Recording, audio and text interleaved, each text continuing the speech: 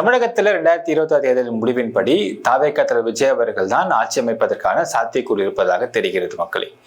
நேற்று நம்ம ஒரு வீடியோ போட்டிருந்தோம். இப்போ திரு விஜய் அவர்கள் இங்க முதலமைச்சரை ஆட்சி அமைக்கிறது அப்படிங்கிறது அவருக்கு ஒரு மலர் கிரீடமா முள் படுக்கையா அப்படின்னு போட்டும் பொழுது இது முள் படுக்கை தான் அப்படிங்கிற ஒரு பார்ட் வீடியோ போட்டிருந்தோம். அதை பார்க்காதவங்க நீங்க அதை பார்க்கலாம். இப்போ செகண்ட் பார்ட் பார்க்க போறோம்.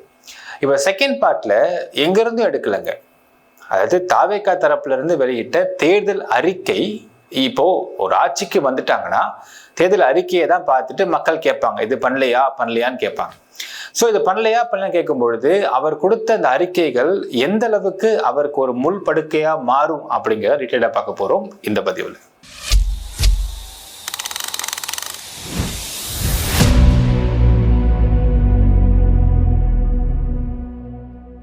அன்பார்ந்த மக்களுக்கு வணக்கம். நான் உங்கள் கார்த்திக் பிள்ளை and welcome to the K TV. வீடியோக்குள்ள போறதுக்கு முன்னாடி நேற்று போட்ட பார்ட் 1 வீடியோவில் சில பேர் சில கமெண்ட்ஸ்ல கொடுத்துருக்கீங்க. சார் இல்லை சார், இப்போ இங்க வருமானத்தை அதிகப்படுத்தி நல்லது பண்ணுவாரு விஜய் அவர்கள் அப்படின்னு கொடுத்துருக்கீங்க.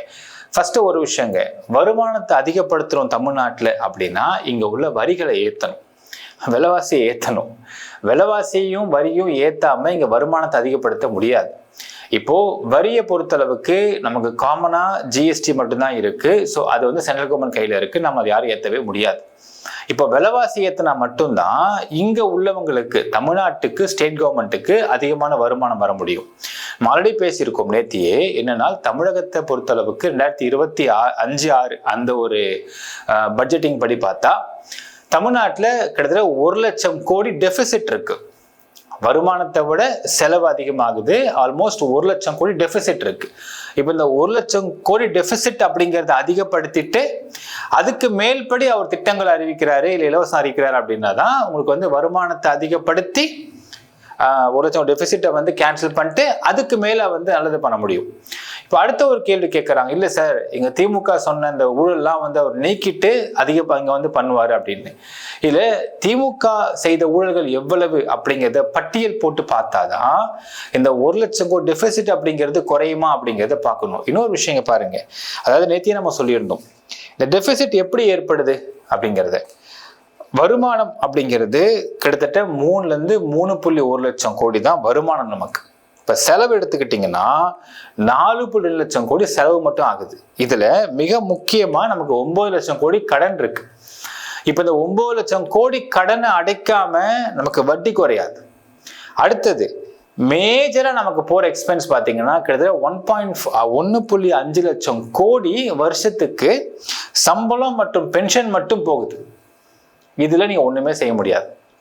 அடுத்தது இலவசங்கள் 50,000 முதல் 70,000 கோடி வரைக்கும் போகுது. இதையும் நீங்க ஒண்ணுமே செய்ய முடியாது. வளர்ச்சி திட்டங்கள் மட்டும்தான் ஒரு 60,000 கோடி நடக்குது. இப்போ இங்க ஊழல் பண்ணணும் அப்படின்னா இந்த வளர்ச்சி திட்டங்கள்ல மட்டும்தான் பண்ண முடியும். வளர்ச்சி திட்டங்கள் 60,000 கோடி வச்சுக்கோங்களேன். இந்த 60,000 கோடியில லெட்ஸ் டேக் 10,000 கோடி ஊழல் பண்ணாலும் வச்சுக்கலாம் நம்ம எக்ஸாம்பிளுக்கு. பண்ணாலுமே இப்ப நமக்கு டெபிசிட்டே 1 லட்சம் கோடி இருக்கு. 1 லட்சம் கோடி எங்க, 10,000 கோடி எங்க அப்படிங்கிற டிஃபரன்ஸ் இருக்கு நமக்கு இங்க. ஸோ எப்படி நீங்க பார்த்தாலும், அதாவது இங்க வார்த்தையில சொல்லிடலாம், இல்லைங்க திமுக பண்ண ஊழல்லாம் குறைச்சிட்டு நல்லது பண்ணுவோம்னு சொல்லிடலாம். அது வார்த்தைக்கும் ஒரு எலெக்ஷனுக்கு பேசக்கூடிய ஒரு அழகான ஜாலத்துக்கும் நல்லா இருக்குமே தவிர ப்ராக்டிக்கல் டேட்டா படி வச்சு பார்க்கும் பொழுது இது என்ன நடக்குது. நான் இங்க திமுகன்னு மட்டும் மையப்படுத்தல, திமுகவோ அதிமுகவோ யாரா இருந்தாலும் ஊழல் எங்க பண்ண முடியும் அப்படின்னு பார்த்தா திட்டங்கள்ல மட்டும் ஊழல் பண்ண முடியும். இங்க இலவசங்கள் அதிகமா இருக்கு, கிட்டத்தட்ட சம்பளம் மற்றும் பென்ஷன் அதிகமா இருக்கு, வாங்கின கடன் அதிகமா இருக்கு, கடன் கொடுக்க வேண்டிய வட்டி அதிகமா இருக்கு. இங்கெல்லாம் நீங்க ஒண்ணுமே செய்ய முடியாது இல்லையா? அப்போ இதெல்லாம் வச்சு பார்க்கும் பொழுது எப்படி வருமானத்தை அதிகப்படுத்த முடியும் அப்படிங்கிற ஒரு கால்குலேஷன் நம்ம மக்கள்கிட்ட விட்டுற மக்களே. இப்ப அடுத்தது இவர் நமக்கு கொடுத்திருந்த தாவேகா விஜய் அவர் கொடுத்திருந்த அடுத்த அறிக்கையை நமக்கு படிக்கிறவங்களுக்கு, இது 29 வயதுக்கு மேல் வேலை இல்லாமல் இருக்கும் பட்டதாரிகளுக்கு மாதம் 4,000 உதவித்தொகையும், டிப்ளமோ படித்தவர்களுக்கு மாதம் 2,500 உதவித்தொகையும் கொடுக்கப்படும். இது அவர் கொடுத்திருக்கிற ஒரு தேர்தல் வாக்குறுதி. இப்ப நம்ம இந்த இடத்துல பார்ப்போம். நான் ஆல்ரெடி சொல்லிட்டேன், 1 லட்சம் கோடி டெபிசிட் தமிழ்நாட்டுக்கு போன வருஷம் மட்டும் இருக்குன்னு நான் சொல்லிட்டேன். இப்போ இந்த அறிக்கையை அவர் கொடுத்திருக்காரு. ஃபர்ஸ்ட் விஷயம், 29 வயசுக்கு மேல இருக்கக்கூடிய பட்டதாரிகள், வேலை இல்லாதவங்க, டிப்ளமா படிச்சவங்க. இந்த டேட்டா நம்மகிட்ட எங்க இருக்கு? டேட்டா நம்மகிட்ட கிடையாது. இப்போ டேட்டா ஃபர்ஸ்ட் நம்ம வந்து எடுக்கணும், ரைட்டா? டேட்டாவை எடுத்து, சரிங்க நான் ஒரு ஆவரேஜா நான் போட்டுக்கிறேன், ஒரு ஆவரேஜா ஒரு 10 lakh பீப்புள்னு வச்சுக்கலாமே. 29 வயசுக்கு மேல ஒரு கிராஜுவேட்ஸ் 5 லட்சம் பேரும், டிப்ளமா படிச்ச 5 லட்சம் பேர் வச்சுக்கலாமே. ஒரு 10 லட்சம் பேர் இந்த பெனிஃபிட் அடைகிறாங்கன்னு எடுத்தா கூட உங்களுக்கு பட்டதாரிகள், கிராஜுவேட்ஸ்க்கு மட்டும் கொடுக்கக்கூடிய மாதம் கொடுக்க வேண்டிய தொகை 200 கோடி. டிப்ளமா படிச்சவங்க கொடுக்க வேண்டிய தொகையை பார்த்தீங்கன்னா 125 கோடி. ஸோ புட் டுகெதர் வருஷத்துக்கு கால்குலேட் பண்ணும் பொழுது ஆல்மோஸ்ட் ஒரு 4000 கோடி ரூபாய் வருது 10 லட்சம் பேர்னு போட்டா. இதை எப்படி இன்டூ பண்ணுங்க. 20 லட்சம் பேர்னு போட்டா 8000 கோடி வருது. இப்ப என்ன சிக்கல்னு ஃபர்ஸ்ட் பார்த்துக்கலாம். ஃபர்ஸ்ட் நம்ம டேட்டா கிடையாது. டேட்டாஸ் எடுக்கணும் அப்படின்னா அந்த இம்ப்ளிமெண்டேஷன் காஸ்டிங் வேணும். ரிஜிஸ்ட்ரேஷன்ஸு, வெரிஃபிகேஷனு, டிபிஎம்எஸ் டேட்டாஸ் எடுக்கிறது, இது அலையிறது, இதுக்கான ஒரு மேக்கிங் காஸ்டிங் அப்படிங்கிற இந்த ஒரு இம்ப்ளிமெண்டேஷன் காஸ்டிங் தனி. அடுத்தது, தமிழ்நாட்டில் நிதி நிலைமையில நம்ம டெபிசிட்ல இருக்கோம். இப்போ 8000 கோடி வருஷத்துக்கு செலவு பண்ணோம் அப்படின்னா அது எப்படி சாத்தியமா இருக்க முடியும், எங்க நம்ம இடிக்கும் அப்படிங்கிறது அடுத்தது. மூணாவது, எப்படி வெரிஃபை பண்ணுவீங்க? பிரச்சனை என்ன தெரியுங்களா? ஃபர்ஸ்ட் விஷயம், பிரைவேட் ஜாப் கிடைக்குது, அவன் அக்செப்ட் பண்ணிக்கிறான், அக்செப்ட் பண்ணிக்கிட்டு வேலை கிடைக்கலன்னு சொல்றான், எப்படி வெரிஃபை பண்ணுவீங்க? இப்போ கவர்மெண்ட் ஜாப் இருந்தால் தெரிஞ்சு போயிடும், எப்படி பிரைவேட் ஜாப் தெரியும்? சரிங்க, பிரைவேட் ஜாப் கிடைக்குது, ரிஜெக்ட் பண்றான், அதான் மாசம் மாசம் காசு வருது, இது எனக்கு போதும்னு நினைக்கிறான், எப்படி வெரிஃபை பண்ணுவீங்க? அடுத்தது, எத்தனை மாசத்துக்கு இல்லை எத்தனை வருஷத்துக்கு கொடுக்க போறீங்க? அடுத்த கேள்வி. சரி, இன்னொன்னு, இதுல மிஸ்யூஸ் அப்படிங்கிறது ரொம்ப அதிகமா இருக்கும். ஃபர்ஸ்ட், வேலை தேட மாட்டான், இல்ல வேலை தேடி கிடைச்சாலும் கிடைச்சதை இன்ஃபார்ம் பண்ண மாட்டான், பணம் வட்டன்னு விட்டுருவான். அப்போ ஒரு வருஷமும் இம்ப்ளிமெண்டேஷன் காஸ்டிங் தனியா ஒன்று போட்டு அங்க லோக்கல்ல உள்ள யாராவது ஒருத்தவங்க ஆடியோ லெவல்ல ரேங்கிங் உள்ளவங்கள போயிட்டு யார் யார் இதை வாங்குறாங்க அவங்க வீட்டுக்கு போயிட்டு அக்கம் பக்கத்துல போய் விசாரிச்சு வேலை கிடைச்சா கிடைக்கல நம்ம செக் பண்ணி இதை எப்படி வெரிஃபை பண்ண முடியும்? வாட்ஸ் த ப்ராக்டிக்கல் திங்கிங் இருக்கு அப்படின்ற அடுத்த ஒரு கொஸ்டின் இருக்கு மக்களே. இது யாருமே பண்ணலையா அப்படின்னு கேட்டா பண்ணியிருக்காங்க. எங்க? கர்நாடகாவில். கர்நாடகாவில் என்ன பண்ணியிருக்காங்கன்னு பார்த்தீங்கன்னா, கர்நாடகாவை பொறுத்தளவுக்கு டிப்ளமோ டிகிரி முடிச்சு 6 மாசம் வரைக்கும் வேலை இல்லாம இருக்கிறவங்களுக்கு இந்த சலுகை கொடுக்குறாங்க. எவ்வளவு நாள் தராங்க? டிப்ளமோ டிகிரி முடிச்சு 2 வருஷம் வரைக்கும் வேலை கிடைக்கிற வரைக்கும் தராங்க. அப்போ almost they are paying for 1.5 years தான். அழகா செக் வச்சாங்க. இப்ப நம்ம இவர் என்ன சொல்றாரு, 29 வயசுக்கு மேல வரைக்கும் வேலை கிடைக்கலன்னா கொடுப்பேன்றாரு. இப்போ உங்களுக்கு கிராஜுவேஷன் இருக்கு, டிப்ளமோ முடிச்சிட்டாங்க அப்படின்னா உங்களுக்கு கிராஜுவேஷனுடைய அந்த ஒரு ஃபார்மை வச்சு இப்போ முடிச்சேன் சார், 6 மாசம் ஆயிடுச்சு சார், வேலை இல்லை சார், நீங்க அப்ளை பண்றதுக்கு நமக்கு செக் பாயிண்ட் இருக்கும். 29 வயசு ஆயிடுச்சு சார், எனக்கு நான் டிப்ளமோ நான் வந்து டிகிரி முடிச்சிருக்கேன், வேலை கிடைக்கல அப்படிங்கிறத வெரிஃபை பண்ணி செக் பண்றதுக்கு என்ன செக் பாயிண்ட் இருக்க முடியுங்க? ஃபர்ஸ்ட் பிரச்சனைங்களா. ரெண்டாவது, கர்நாடகாவில் செய்யறாங்க, நீங்க ஹையர் ஸ்டடீஸ் படிக்க கூடாது. நான் கிராஜுவேஷன் முடிச்சிட்டேங்க, ஹையர் ஸ்டடீஸ் போயிட்டேன், வேலைக்கு நான் போகல அப்படின்னா உங்களுக்கு எலிஜிபிலிட்டி கிடையாது. ஹையர் ஸ்டடீஸ் நீங்க படிக்க போனா நோ எலிஜிபிலிட்டி. அடுத்தது, மேக்சிமம் 2 years வரைக்கும் தான் இதை வந்து அலோவ் பண்றாங்க. வேலை கிடைச்சும் ஸ்கீம் ஸ்டாப்டு. உங்களுக்கு இவ்வளோ செக் பாயிண்ட் வச்சு என்ன ஆச்சுன்னு பார்த்தீங்கன்னா, கர்நாடகாவில் எத்தனை பேர் பயன்பெறாங்கன்னு ஃபர்ஸ்ட் பார்த்துருவோமா? 2026 ஸ்டாட்டிஸ்டிக்ஸ் படி பார்த்தா 3 லட்சம் பேர் 913 கோடி பர் இயர் செலவில் இதை பயன்பெற்று இருக்கிறாங்கன்றது கர்நாடகாவோட ஸ்டாட்டிஸ்டிக்ஸ் சொல்லுது. ஆனால் கர்நாடகா பட்ஜெட் அவங்களுக்கு கிடைச்ச வருமானம் பார்த்தீங்கன்னா போன வருஷம் 2025 பார்த்தீங்கன்னா 4.48 லட்சம் கோடி. நமக்கு எவ்வளோ? ஆல்மோஸ்ட் 3.1 லட்சம் கோடி தான் நமக்கு வருமானமே இருக்கு. நம்மளோட ஒரு சின்ன மாநிலம் தான் அவங்களுக்கு வருமானம் அதிகம். அப்படி வருமானம் அதிகமா வச்சே 22,957 கோடி டெபிசிட் இருக்கு அவங்களுக்கு. ஸோ அவங்க இதுக்கு பேர் யுவ நிதி அப்படின்னு வச்சிருக்கிறாங்க. இந்த ஸ்கீமுக்கு பேரு அந்த யுவ நிதியில ஆல்மோஸ்ட் 1% கூட அவங்களுக்கு செலவாகல அந்த ஸ்கீம்ல. ஆனால் நம்ம கர்நாடகா கம்பேர் பண்ணும் பொழுது தமிழ்நாட்டில் நமக்கான வருமானம் ரொம்ப கம்மி, இவங்க சொல்ற ஸ்கீம்ல வரக்கூடிய ஜனத்தொகை ஜாஸ்தி. அப்போ இந்த ஸ்கீம் இம்ப்ளிமெண்ட் பண்ணோம் அப்படின்னா ஒரு கிட்டத்தட்ட நமக்கு இலவசங்கள்ல ஒரு பெரிய அமௌண்ட் போற மாதிரி இருக்கும். இது இல்லாம 1 லட்சம் கோடி டெபிசிட் நமக்கு வருஷம் வருஷம் இருக்குது, கடன் இருக்கு நமக்கு, எப்படி இம்ப்ளிமெண்ட் பண்ண முடியும் அப்படிங்கறது நீங்க யோசிச்சு பாருங்க. அடுத்த பிரச்சனை கர்நாடகாவில் என்ன பண்ணாங்க இதுல அப்படின்னு பார்த்தா, மிஸ்யூஸ் பண்ண ஆரம்பிச்சிட்டாங்க. இதையும் கவர்மெண்ட் வெரிஃபை பண்றான். வெரிஃபை பண்ணி எக்ஸாம்பிள் சொல்றாங்க, மைசூர்ல மட்டும் 581 பேர் ஃபேக் பெனிஃபிஷியரிஸ் இருக்காங்கன்னு செக் பண்றாங்க. செக் பண்ணி அதை வந்து அவங்க நீக்கிறாங்க. இந்த மாதிரி பல பேர் ரிஜெக்ட் பண்ணப்படுறாங்க ஃபேக்கா. இது ஒரு பக்கம். இன்னொரு பக்கம் பார்த்தீங்கன்னா, இவன் பிரைவேட்ஸ்ல வேலை கிடைச்சா சொல்ல மாட்டேங்கிறான். அடுத்தது ஸ்கீம் இந்த மாதிரிலாம் இருந்தும் அன்எம்ப்ளாய்மெண்ட் குறையவே இல்லையா. இப்போ என்ன நினைக்கிறாங்க, அன்எம்ப்ளாய்மெண்ட் குறையணும், அது வரைக்கும் வேலை தேடுறதுக்கு காசு தரேன், நீ வேலை தேடுப்பான்னா அது குறைய மாட்டேங்குது. இதோட கொடுமை என்னன்னா, சரிப்பா குறையில, உங்க ஸ்கில் இல்லையா, நான் ஸ்கில் ட்ரைனிங் கொடுக்குறேன் வானா, அதுக்கும் என்ட்ரிஸ் வர மாட்டேங்குது. அப்போ என்ன தெளிவாக புரியுதுன்னு பார்த்தீங்கன்னா, இந்த பணத்தை அவன் யூஸ் பண்ணிக்கிறதுக்கும் அவன் பெனிஃபிட் அடைகிறதுக்கும் மட்டும்தான் அவன் பார்க்கறானே தவிர, இது மூலியமா கவர்மெண்ட் நமக்கு சலுகை கொடுத்துருக்குறாங்க, நம்ம யூஸ் பண்ணிக்கலாம் அப்படிங்கிற மாதிரி மக்கள் முன் வர மாட்டேங்கிறாங்க. அப்போ திங்க் ஆஃப் தமிழ்நாடு மக்களே, இதை எப்படி கொடுத்து எப்படி அவர் வந்து இதை இம்ப்ளிமெண்ட் பண்ணுவாரு அப்படிங்கிறத அவருக்கு தான் வெளிச்சம். அடுத்த ஸ்கீம் அவர் சொல்றாரு, 5 லட்சம் இளைஞர்களுக்கு 18,000 வேலை ஊக்கத்தொகை. எப்படின்னா எம்ப்ளாய்மெண்ட் லிங்க்டு சப்போர்ட், அதாவது ELSன்னு சொல்லுவாங்க.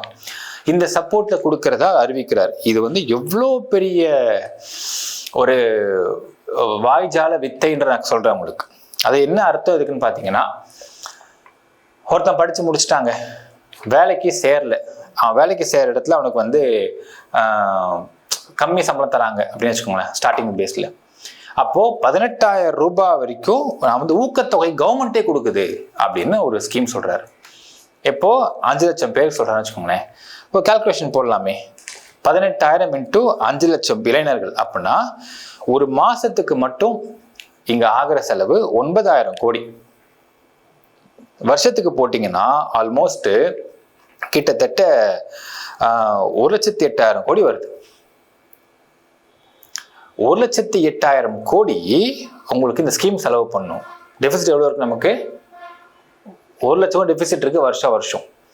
ஸோ 1 லட்சம் கோடி டெபிசிட்டை தாண்டி இந்த ஸ்கீமுக்கு அவர் செலவு பண்றேன் அப்படின்னு வாக்குறுதி கொடுத்துருக்காரு. எப்படி நிறைவேற்ற முடியும் அப்படிங்கிறத நான் உங்களோட அனுமானத்துக்கு நான் விட்டுறேன் மக்களே. அதான் சொன்ன பாருங்க, இது வந்து ஒரு முள் படுக்கை. என்னன்னா எனக்கு எப்படி தோணுதுன்னு பார்த்தீங்கன்னா, இப்போ வரைக்கும் ரிசல்ட் வந்ததுக்கப்புறம் பலதரப்பட்ட மக்கள்கிட்ட பேசும்போது சொல்றாங்க, இதை விஜயை எதிர்பார்க்கலங்க இந்த வெற்றியை. சரி பண்ணுவோம், ட்ரை பண்ணுவோம், ஒரு இந்த இடத்துல வந்து ஒரு கிங் மேக்கரா ட்ரை பண்ணுவோம், நம்ம இல்லாட்டி ஆட்சி அமைக்க முடியாதுன்ற அளவுக்கு நம்ம ட்ரை பண்ணுவோம், அடுத்த முறை நம்ம ஆட்சி அமைக்க ட்ரை பண்ணுவோம், இப்படிதான் எதிர்பார்த்திருக்காரு அவரே. இப்படி மக்கள் வந்து கொடுப்பாங்க, இப்படி மக்கள் ஓட்டு போடுவாங்க, மாத்தி போடுவாங்கன்றது அவரே எதிர்பார்க்கல. ஏன் எதிர்பார்க்கலன்றது அவங்க சொல்றாங்கன்னா, யாரோ ஒருத்தவர் சென்னையில இருக்காரு, அவருக்கும் தூத்துக்குடிக்கும் சம்மந்தமே கிடையாது, அவர் விஜய் நண்பர்ன்ற ஒரே ஒரு தகுதி மட்டும் வச்சுக்கிட்டு அங்கே தூத்துக்குடியில போய் அவர் வந்து கான்டெஸ்ட் பண்றாங்க. கான்டெஸ்ட் பண்ணா அவர் ஒரு 5 days அங்கே போறாரு அப்படிங்கிறாங்க. அதுல வந்து ஹோட்டல்ல ரூம் போட்டு தங்குறாரு, ஈவினிங் பிரச்சாரம் பண்றாரு. ஒரு வாட்டி விஜய் வந்து அங்க பிரச்சாரம் பண்ணியிருக்காரு கூட நண்பனுக்கு அப்படிங்கிறாங்க. அவர் ஜெயிச்சிட்டார். தூத்துக்குடியில் இருக்கக்கூடிய மக்கள் எத்தனை விதமான மக்கள் இருக்காங்க, எத்தனை சமூகத்து மக்கள் இருக்கிறாங்க, அங்க என்ன பிரச்சனை மெயினா போயிட்டு இருக்கு, இது எதுவுமே தெரியாத ஒரு நபர்லாம் எம்எல்ஏ ஆயிருக்காங்க. இது தாவேக்காவோட உதாரணமா சொல்றாங்க. இப்ப இந்த மாதிரி பலதரப்பட்ட தாவேக்கால உள்ள நபர்கள் எம்எல்ஏ ஆயிருக்காங்க. இவங்க எப்படி அங்க வந்து பெர்ஃபார்ம் பண்ண போறாங்க, என்ன செய்ய போறாங்க? ஃபர்ஸ்ட் இந்த பிரச்சனைகள் தெரியுமா அவங்களுக்கு? ஏரியா உள்ள பிரச்சனைகள்லாம் அவங்க தெரியுமா? ஸோ இதெல்லாம் எப்படின்னா, மக்கள் ஒரு ஓட்டு போட்டாங்க. அதாவது giving a diamond pendant to a 1 year old கிட்னு ஒரு வார்த்தை சொல்லுவாங்க. ஒரு 1 வயது குழந்தை கிட்ட டைமண்ட் பெண்டன்ட் கொடுத்தீங்க, அதுக்கு விளையாட அதுக்கு தெரியுமே தெரியாது, அதோட ப்ரெஷியஸ்னஸ் புரியாது, தூக்கி போட்டு விளையாடிட்டு இருக்கும். அந்த டைமண்ட் பெண்டன்ட் எவ்வளோ காஸ்ட்லி, அது எவ்வளோ ப்ரெஷியஸ் அப்படிங்கிறது தெரியாத குழந்தைகிட்ட வந்து அதை கொடுத்தா என்ன மாதிரி பண்ணுமோ அந்த மாதிரி இது கொடுக்கப்பட்டிருக்கா அப்படிங்கிற ஒரு சர்வே சொல்லுது. ஸோ இது எப்படி இருக்க போகுதுன்றதை போக போக தான் பார்க்க முடியும். இந்த வாக்குறுதிகள் நமக்கு வந்து கிட்டத்தட்ட அந்த மாதிரி தான் பிரதிபலிக்குது அப்படிங்கிறதையும் பார்க்க முடியுது. இப்போ அடுத்த வாக்குறுதியை சொல்றாரு, அரசு வேலை வாய்ப்பு கீழே சொல்றாரு 5 லட்சம் புதிய அரசு வேலைகள் உருவாக்கப்படும். இப்போ நம்ம சின்ன ஸ்டாட்டஸ் சொல்றோம். இப்போ வரைக்கும் தமிழ்நாட்டில் 3 லட்சம் அரசு வேலைகள் காலியா இருக்கு. 3 லட்சம் அரசு வேலை காலியா இருக்கு, அது இன்னும் ஃபில் பண்ணப்படலை. இருக்கிறதே 1.5 லட்சம் கோடி வருஷத்துக்கு அவங்களுக்கு பென்ஷன்ஸ் மற்றும் அரசு சம்பளத்துக்கு மட்டும் போயிட்டு இருக்கு. இப்போ 5 லட்சம் அரசு வேலை அதிகப்படுத்தினா எவ்வளவு சம்பளம் தரணும், எவ்வளவு பென்ஷன் கொடுக்கணும் ரிட்டையர் ஆகிறவங்களுக்கு அப்படிங்கிற கால்குலேஷன் எடுத்து பார்க்கும் பொழுது டெபிசிட் இன்னும் அதிகமாகும் அப்படிங்கிறதுல நோ டவுட்டு. அடுத்தது 5 லட்சம் ஊதியம் வழங்கும் இன்டர்ன்ஷிப் திட்டம் மற்றும் 5000 முதல் 8000 வரை இன்டர்ன்ஷிப் ஊதியம் வழங்கப்படும் அப்படிங்கிறார். சரி, இப்போ இங்க அடுத்த ஒரு கேள்வி இருக்கு. என்னன்னா 5 லட்சம் பேருக்கு இன்டர்ன்ஷிப் தரேன்னு சொல்றாரு. ஆல்ரெடி பாத்தீங்கன்னா PM உடைய இன்டர்ன்ஷிப் ஸ்கீம் ஒன்று சென்ட்ரல் கவர்மெண்ட் பண்றாங்க. முக்கிய மந்திரி யுவ நிதி அப்படின்னு கர்நாடகாவில் ஒன்று பண்றாங்க. அதுதான் இந்த 3000 1500 ரூபாய் இந்த ஒரு மேட்ரு. இப்ப அதே விஷயத்த இவருக்கு ஒன்று என்ன சொல்றாருன்னா, நாங்க 5000 முதல் 8000 வரை கொடுப்போம் அப்படிங்கிறாங்க. ஒரு கம்பெனிக்கு போறாங்க, பிரைவேட் கம்பெனி, இன்டர்ன்ஷிப்ல போய் சேர்றாங்க. அந்த கம்பெனி இன்டர்ன்ஷிப் காசு தரலாம் கூட இவரு காசு தராரு, கவர்மெண்ட் காசு தருது அப்படின்னு இவருடைய ஸ்கீம் சொல்லுது. எவ்வளவு பேர் தராங்க? 5 லட்சம் பேர் தராங்க. அப்ப 5 லட்சம் இன்டூ 6500 போட்டுக்கலாமே. போட்டாலுமே மாதத்துக்கு செலவு பண்ணக்கூடிய அமௌண்ட் 3250 கோடி. இப்ப வருஷத்துக்கு 39,000 கோடி வருஷத்துக்கு. டெபிசிட் எவ்வளவு இருக்கு நம்ம கிட்ட? 1 லட்சம் கோடி இருக்குங்க. ஸோ 1 lakh கோடி டெபிசிட் இருக்கு. 39,000 கோடி இந்த ஒரு இலவச திட்டத்துக்கு மட்டும் அவர் தரேன் அப்படின்னு வாக்குறுதி கொடுக்குறாரு. எப்படி பண்ண முடியும் தெரியல, பார்க்கணும். அடுத்தது இங்கதாங்க ஆக்சுவலா இப்ப நான் அடுத்த படிக்க போற இந்த ஒரு ஸ்கீம் தான் விஜய் அவர்கள் கிட்ட ஒரு ஸ்டஃப்பான பீப்புள் யாருமே இல்லையா, இல்ல நம்ம வருவோம் வரமாட்டோம் அதெல்லாம் செகண்டரி, வாக்குறுதி அள்ளி கொடுத்துடலாம் அப்படின்னு கொடுத்துட்டாரா அப்படிங்கிற சந்தேகத்தை ஏற்படுத்தக்கூடியது இந்த அடுத்து வரக்கூடிய ஸ்கீம். முன்னாடியாவது நீங்க என்ன நினைக்கலாம்னு பாத்தீங்கன்னா, இப்போ அதிமுக திமுக 2 பேர் இருக்காங்கன்னா 2 பேர்கிட்டையும் அவங்களுக்கு சார்ந்த IAS IPS ஆஃபீஸர்ஸ் இருப்பாங்க. அவங்க ஓகே இது என்ன வரும் என்ன வராது, இது எப்படி சாத்தியம் இல்லை என்ற ஏதாவது கால்குலேஷன் மாதிரி கொடுப்பாங்க. ஆனால் விஜய் அவர்கிட்ட புதுசா இருக்காரு, அது அது இருக்குமா இல்லையான்றது நமக்கு தெரியல. ஸோ இந்த மாதிரியான பட்ஜெட்டிங் இந்த கால்குலேஷன்ஸ்லாம் அவர் கொடுக்கறதுக்கு ஆள் இல்லாம கூட போயிருக்கலாம். ஸோ அவர் எண்ணத்துல அவர் கொடுத்துட்டாரு கூட நம்ம சொல்லலாம்னு வச்சுக்கோங்களேன். அடுத்து வரக்கூடிய விஷயம் பார்த்தீங்கன்னா, தனியார் மற்றும் அரசு துறைகளில் 75% வேலைகளை தமிழர்களுக்கே வழங்க சட்டம் இயற்றப்படும். அதுக்கு பிராக்கெட்ல தமிழ் ஃபர்ஸ்ட் பாலிசி அப்படின்னு போட்டிருக்காரு. இது நான் உங்களுக்கு எவ்வளவு டிஃபிகல்ட்டி இருக்குன்னு நான் சொல்றேன். இது முடியுமா நான் ஃபர்ஸ்ட் சொல்றேன். இதை 2 ஆங்கிள் பிரிச்சுக்கலாம். சட்ட ரீதியா முடியுமா இல்ல உங்களுக்கு பிராக்டிக்கலா முடியுமான்னு பிரிச்சுக்கலாம். சட்ட ரீதியா ஃபர்ஸ்ட் பார்த்துடலாம். நம்ம கான்ஸ்டிடியூஷன் சொல்றதுன்னு பாத்தீங்கன்னா, ஆர்டிகல் 14 அனைவருக்கும் சம உரிமை வழங்கப்பட வேண்டும். ஆர்டிகல் 15 என்ன சொல்லுதுன்னா, பாகுபாடு செய்யக்கூடாது. ஆர்டிகல் 16(1) என்ன சொல்லுதுன்னா, அரசு வேலைகளில் சம வாய்ப்பு அல்லது உரிமை வழங்கப்பட வேண்டும். இன்னொரு ஆர்டிகல் இருக்கு, என்னன்னா பிரைவேட் செக்டரை பொறுத்தளவுக்கு they have right to higher, தலையிட அங்க கூடாது அரசாங்கம் அப்படின்னு. அதனால நீங்க பார்த்தா தெரியும் மக்களே, வெளிநாடுகள்ல இருந்து இங்க வந்து கம்பெனி செட் பண்ணுவாங்க. கம்பெனி செட் பண்ணும்போது அந்த கம்பெனியில செட் பண்றப்போ ஒரு வார்த்தை சொல்லுவாங்க, நான் இலவசம் உங்களுக்கு இடம் தரேன், EB தரேன், எல்லாமே தரேன், கொஞ்சம் ஃபர்ஸ்ட் ப்ரிஃபரன்ஸ் எங்க ஆளுங்களுக்கு மட்டும் கொஞ்சம் பண்ணி கொடுங்க அப்படின்னு கேட்பாங்க. they cannot demand, சொல்லி கேட்கலாம், அவ்வளவுதான். ஏனால் ரைட் டு ஹையர் அப்படிங்கிற கான்ஸ்டிடியூஷனல் ரைட்ஸ் நமக்கு இங்க இந்த இடத்துல இருக்கு. யாரு வந்து இங்க கடை போட்டாலும். இப்ப அடுத்த கேள்வி, சுப்ரீம் கோர்ட் என்ன சொல்லுது அடுத்ததுன்னா, நீங்க ஸ்டேட் கவர்மெண்ட்டுடைய ரிசர்வேஷன் பேஸ்ட் பாலிசியை பொறுத்த அளவுக்கு 50%க்கு மேல ரிசர்வேஷன் நீங்க கொடுக்கவே கூடாது. சுப்ரீம் கோர்ட் ஆர்டர் ஒன்று இருக்கு. இதை மீறி 2 ஸ்டேட் பண்ணான், ஹரியானா பண்ணான், 75% லோக்கல் கேண்டிடேட்ஸ்க்கு கொடுக்கணும்னு சொல்லி ரிசர்வேஷன் போட்டான். உடனே கோர்ட் அதை ஸ்டாப் பண்ணிட்டாங்க. அடுத்தது ஆந்திர பிரதேஷ் பண்ணாங்க, சேம் 75% லோக்கல் பீப்புளுக்கு ஜாப் தரேன்னு சொன்னாங்க. உடனே கோர்ட் அதை ஸ்டாப் பண்ணாங்க. இம்ப்ளிமெண்டேஷன் பண்ணும்போது லீகல் இஷ்யூஸ் வந்துருச்சு அவங்களுக்கு. ஸோ ஹரியானா, ஆந்திர பிரதேஷ்லாம் வந்து இம்ப்ளிமெண்டேஷன் ட்ரை பண்ணி முடியாமல் போயிடுச்சு. ஏனென்றால் லீகல் இஷ்யூஸ் அவங்க ஃபேஸ் பண்ணாங்க. It is against supreme courts policy, supreme courts order அப்படின்றதும் கான்ஸ்டியூஷன் ரைட்ஸ் அகெயின்ஸ்ட்னு சொல்லி இங்கே ஸ்டாப் பண்ணிட்டாங்க அந்த விஷயத்தை. இப்போ அடுத்தது சட்ட ரீதியாக பார்த்தாச்சு. Let's see in a practical way. தமிழர்கள் என்று யாரை சொல்வது? எந்த அடிப்படையில் சொல்ல போறீங்க? இப்போ டெமிசில் அடிப்படையில் சொன்னு வச்சுக்கோங்களேன். இல்லைங்க, இவங்க தமிழ்நாட்டில் வசிக்கிறாங்க அப்படின்ற அடிப்படையில் நீங்க சொல்றீங்க. தமிழ்நாட்டில் இத்தனை வருஷம் வாழ்ந்துருக்கிறாங்கன்னு சொல்றீங்க, ஆதார் இங்க இருக்குன்னு சொல்றீங்க, ரேஷன் கார்டு இங்க இருக்குன்னு சொல்றீங்க. அப்படின்னா இதுல என்ன பிரச்சனைனா, வெளி மாநிலத்திலிருந்து இங்க வந்து வாழ்ந்தவங்களும் இதுக்குள்ள வந்துட முடியுமா? ஃபர்ஸ்ட் கேள்வி. ஸோ அது வாய்ப்பு இல்லை. செகண்ட், இங்க இருக்கக்கூடிய நேட்டிவிட்டி ஆர் பர்த் சர்டிஃபிகேட் வச்சு பார்க்கலாமே. பர்த் பேஸ்டா இங்க பிறந்தவங்க, தமிழ்நாட்டை பிறந்தவர்கள், தமிழர்கள் அப்படின்னு எடுத்துக்கிட்டீங்க அப்படின்னா அடுத்த கேள்வி வருது, வெளி மாநிலத்து பேரண்ட்ஸ் இங்க குழந்தை பார்க்கறான்னு வச்சுக்கோங்களேன், அவன் தமிழ்நாட்டு பிறந்த குழந்தையா இருக்கும். அதுக்கு என்ன பண்ணுவீங்க?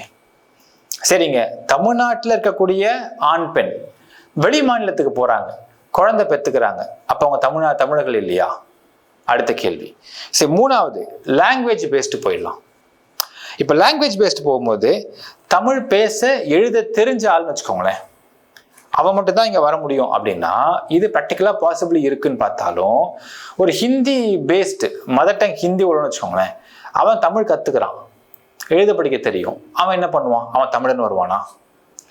இல்லைன்னா ஆல்ரெடி இங்கே கவர்மெண்ட்ல பார்த்தீங்கன்னா தமிழ் மீடியமில் படித்தவங்களுக்கு ஃபர்ஸ்ட் உரிமை கொடுக்குறாங்களே, அப்போ எப்படி நீங்கள் கொண்டு வருவீங்க இந்த இடத்துல அப்படின்ற அடுத்த கேள்வி இருக்கு.